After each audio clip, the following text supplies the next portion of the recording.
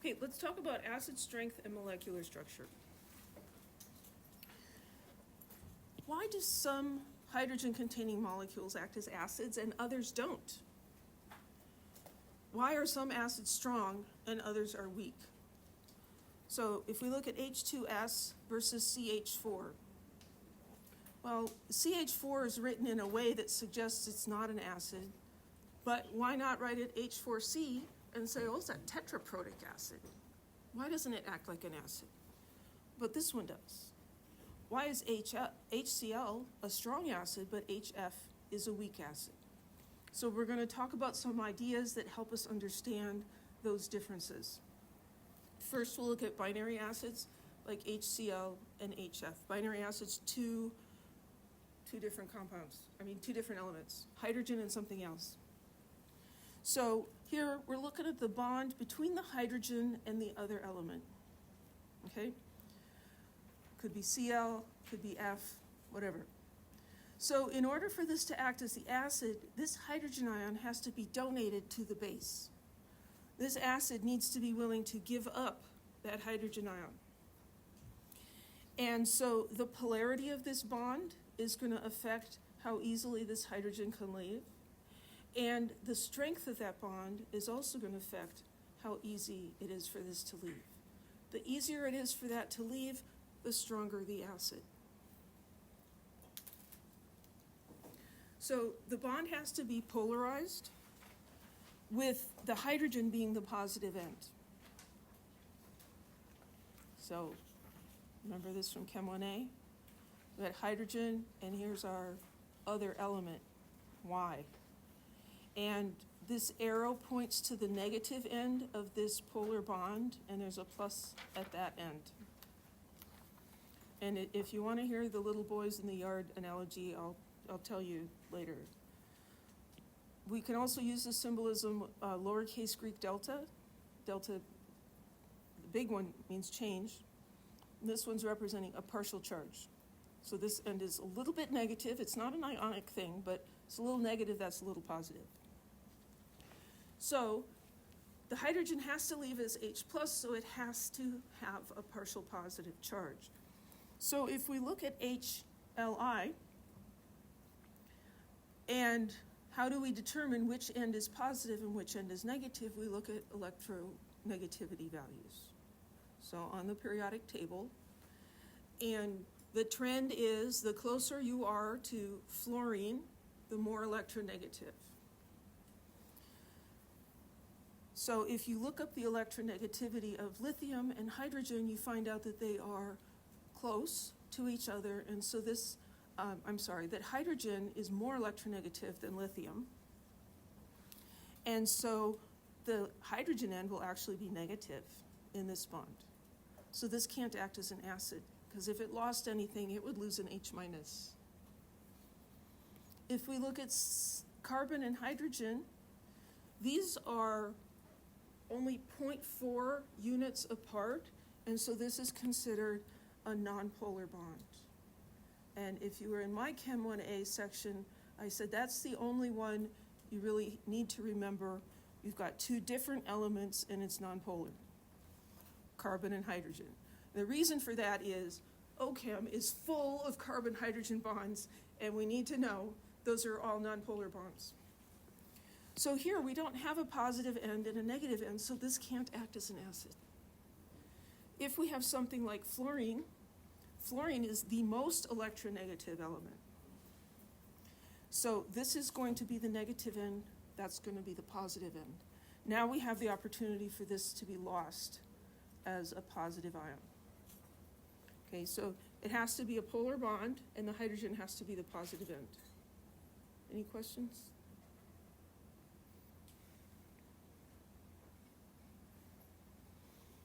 The stronger the bond, the weaker the acid. This is one of those inverse things.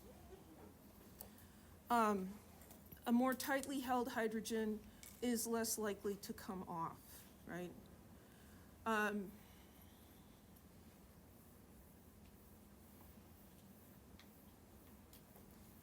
Trying to work this into the baby analogy. So things like chloride and bromide and iodide, these make strong acids. They're strong acids because they're okay, they're strong enough that they're okay with letting someone else watch the child for a while. It's not that they don't like the child or anything, or they're wanting to get rid of it, but they're strong, right? And something like this, HF, here, the bond between those two, there may be like, a little too close, right? And guys are like, I have to have my baby with me all the time. This is my life, right? So that acid is weak because it has to hold on to the hydrogen. So that's the best I can do to counteract the stronger the bond, the weaker the acid. That seems backwards, right? A strong acid does not have a strong bond with the hydrogen. So if we look at these halogens, fluorine is the most electronegative. And so the difference in electronegativity is the greatest here, and we see that the bond energy is also the strongest of these. And as we go down the periodic table, the bond gets weaker as this other element becomes less electronegative. So HBr is a strong acid, HCl is a strong acid, HF is not a strong acid.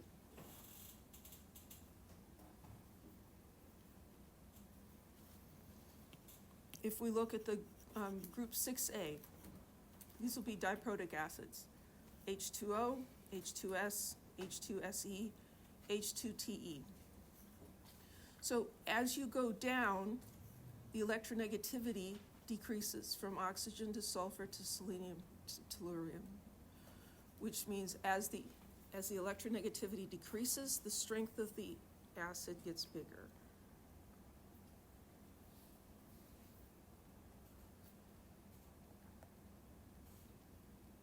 I suppose another way you could think of it is, so I think of the halogens as being like sisters, right? And fluorine is the smallest one. And as you go down, they get bigger. You could maybe think of that as getting older, right? And so here, fluorine's really young, and it has this hydrogen ion, and it's like super, super attached to it. And as you go down, these acids are getting older and older, and I would probably be down here somewhere where, you have 6 children, and you're like, oh, I know they'll come back. You keep them for a couple of days. Still love them, but it's not like you have this tight grasp on them.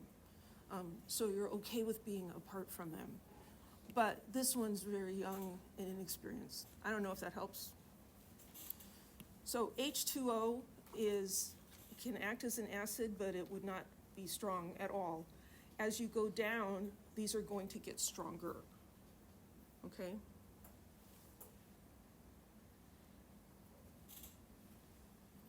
That's the binary acids. What about the oxyacids?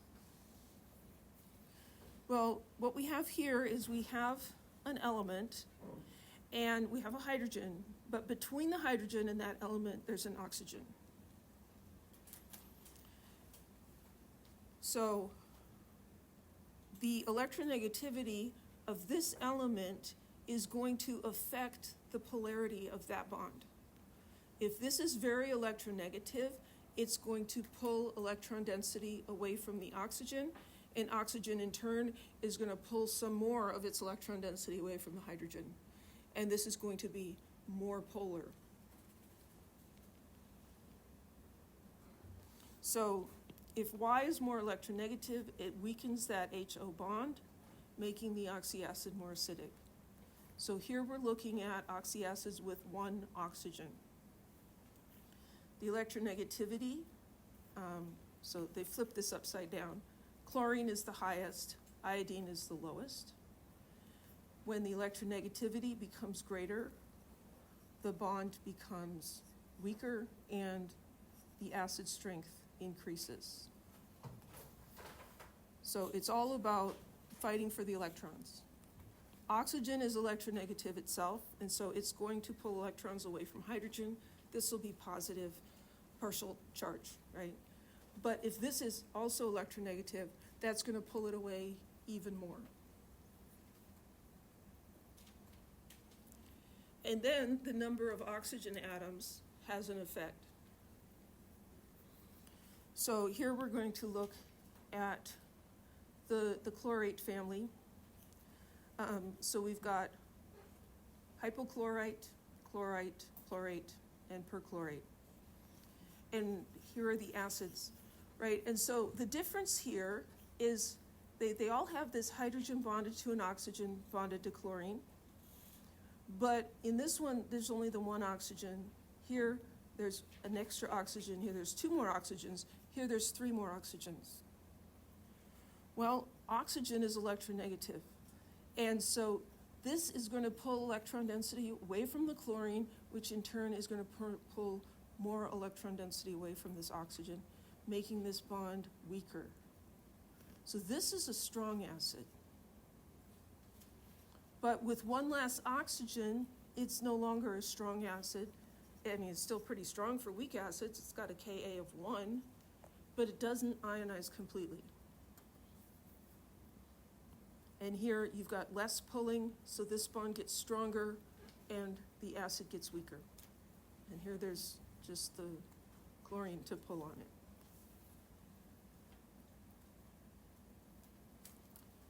Any questions?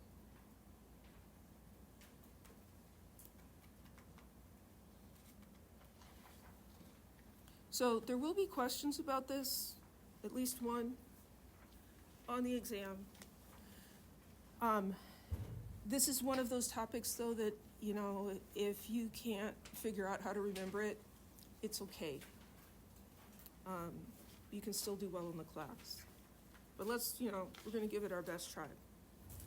So which of the protons shown in red is more acidic? So I'm going to circle them because on your notes, they are all black. There's no red. So which of the circled protons is more acidic? What are we thinking about? Well, we're going to look at what is this bonded to? It's bonded to oxygen. That's the same. This oxygen's bonded to carbon. This oxygen's bonded to carbon. So far, they're the same. This carbon, though, has an oxygen on it. That carbon just has hydrogens. So we want to know which of these bonds is going to be weaker. A weaker bond is a stronger acid. What's this oxygen going to do? It's going to pull electron density because it's electronegative. So this is going to pull electron density, which in turn is going to pull from here and pull from here. So this one is going to be more polar and weaker than that one. See how that works? Oxygens are electron hogs. I'm just going to pull them away. So it'll be this one, more acidic. No, I'm sorry. This one's more acidic. That bond's weaker.